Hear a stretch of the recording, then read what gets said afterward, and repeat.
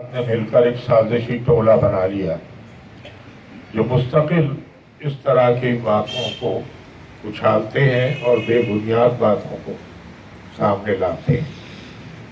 اب یہ دیکھیے کہ کراچی یونیورسٹی کی پہلے جیسے کہا گیا کہ کمیٹی نے بھی، جس میں معزز پروفیسرز تھے، انہوں نے مجھے کلیئر کیا اور کہا کہ اس طرح کا کوئی مسئلہ نہیں ہے، اور اب جو ہے وہ کیا گیا۔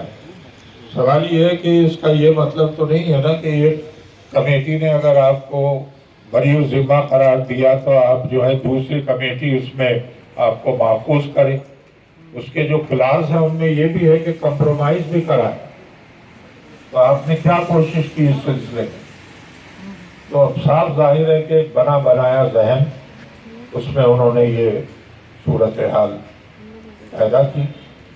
ابھی مقدمہ جو ہے محتسب کے پاس ہے، ہمیں دیکھنا ہے کہ کیا ہوتا ہے۔ اس میں میں ہمارے بہت ہی عزیز جو ہیں ہمارے رضوی صاحب، ان کو میں نے ہمیشہ یعنی کہ زحمت دی ہے کہ ہمیں اپنے قانونی جو آپ کی عابد رضوی صاحب کو درک حاصل ہے، اس میں اس سے بہت سے اچھے مشورے مجھے ملے۔ تو ابھی یہ سلسلہ جاری ہے، یہ دعا کیجئے کہ یہ صحیح سمجھ میں اس پر کام ہو۔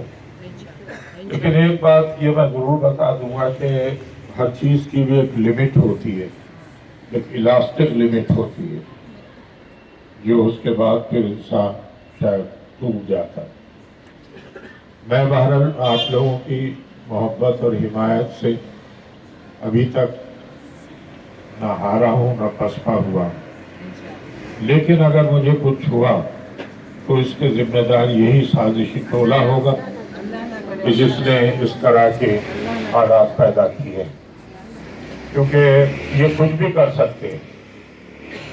ان کے جو منفی حربے ہیں ان کو میں بہت اچھی طرح جانتا ہوں، لیکن بات یہی ہے کہ سوچ کر کے بھئی کتنے محاذوں پہ لڑیں گے آپ، خاموش ہو جاتے ہیں، لیکن سب کی اصلیت کا ہمیں پتہ ہے۔ اس لیے میں یہ بات ریکارڈ پہ لانا چاہتا ہوں کہ ان کی طرف سے مجھے خود ایک نقصان کا اور کسی نہ کسی حادثے کا کوئی بھی رخ ہو سکتا ہے میری طرف۔ اب اس کے ساتھ ظاہر ہے کہ میں انجمن ترقی اردو کا، ہارون رشید صاحب کا اور راجو جمیل صاحب کا اور آپ سب کا شکریہ ادا کرتا ہوں۔ میں نے شام صاحب نے وقت نکالا۔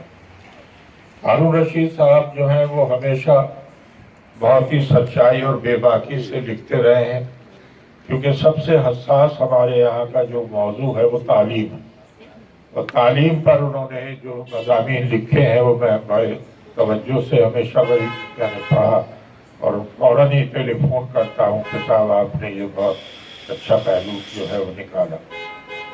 یہاں جو ہے وہ ہمارے اور دوست بھی موجود ہیں، یہاں ہماری بہت اچھی رفیق ربیہ صاحبہ موجود ہیں، اور